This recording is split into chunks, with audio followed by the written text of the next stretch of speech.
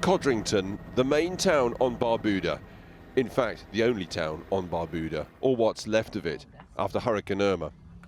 The population officially evacuated. For the first time in centuries, Barbuda is uninhabited, uninhabitable, says the government on neighbouring Antigua. 6 weeks on from Irma, a few Barbudans are returning to rebuild, but they're enraged at their long forced evacuation to neighbouring Antigua. I want to come back home. You think you've been in Antigua too long? Yes. Damn, Skippy. When we wanted to come back and salvage our house, we were not given permission to come back. And now that they gave us permission to come back, there's nothing in our house good because everything has moved. Marl and mildew. George Joseph says he won't be a forced refugee in Antigua anymore. They take me to Antigua, like by force. They arrest me and send me to Antigua. It never happened in my life before. The 2 blue bags over there? Okay. Yeah, and you're good. So I got everything? Yeah, you got everything. Okay. You got the 2 boxes. All right. I think I'm set. The first aid he's received, he says, in 6 weeks, but it hasn't come from nearby Antigua. It's come from the UN. Barbuda, the only Caribbean island evacuated because of the extent of hurricane damage. But now islanders say another storm is ravaging the island, their island. The island all of them own as a community.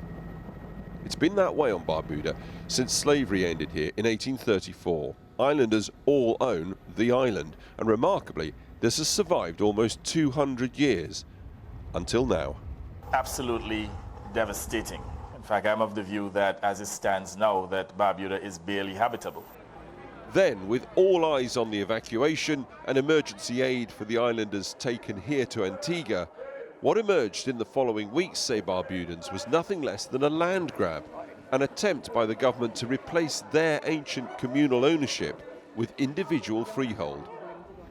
The government says abolishing communal ownership will open up Barbuda, a devastated, flooded island, for lucrative international development and desperately needed money for rebuilding. Barbudans see it as the end of their culture, unique in the Caribbean, and this rift is deepening the often unhappy federation of Antigua and Barbuda. To me, that's going to be a total disruption of our culture. It's going to mean disinheritance in terms of our way of life, the resources which we depend on, and so on. In one scratch, that would mean that we are no longer able to live off of the land as we have been doing for hundreds of years. But the Prime Minister of Antigua and Barbuda makes no secret of wanting to abolish Barbudan land rights. And with just one deputy in the Parliament on Antigua and outnumbered 98% to 2% by the Antiguan population, the Barbudans know they've got a fight on their hands.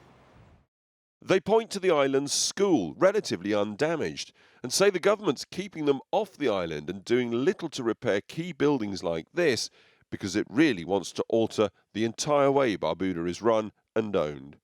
After 6 weeks, when you visit Barbuda, things are just like the day after Hurricane Irma. Other countries which were hit by Maria and so on, other storms after Barbuda, have gone way ahead in terms of their recovery than we have in Barbuda. 30 miles over the water, a retired teacher has returned to Barbuda, and she too can't understand why, after 6 weeks, buildings like the school are still not up and running. Yes, there's very little wrong with the secondary school. Very little. It could have been easily rectified, in my opinion, anyway. And the children could have been, because there was planned for 2 shifts, secondary in the morning and primary in the afternoon, or vice versa. Close by, wandering through the ruins of home, George Joseph recalls the battering of Hurricane Irma. When the hurricane started, I was home alone, right here. And the hurricane sound outside like a monster trying to get in my house. But for him, the real threat now is from a government which he claims is refusing to rebuild because they want to sell off much of Barbuda for tourist development. They are messing up things and keeping everything stranded so that they can actually weasel their way to the ownership.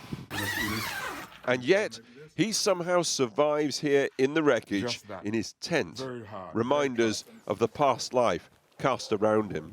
That's my jacket that I went to my son's wedding in Waterbury, Connecticut. That's a tie that I actually used on that wedding. Better, he says, to be a free man on ruined Barbuda than living like a slave as a forced refugee with ID wristband on Antigua. Look at this. This is a band that it's just like I'm in slavery again. You know what I mean? He never takes the wristband off. It's a reminder.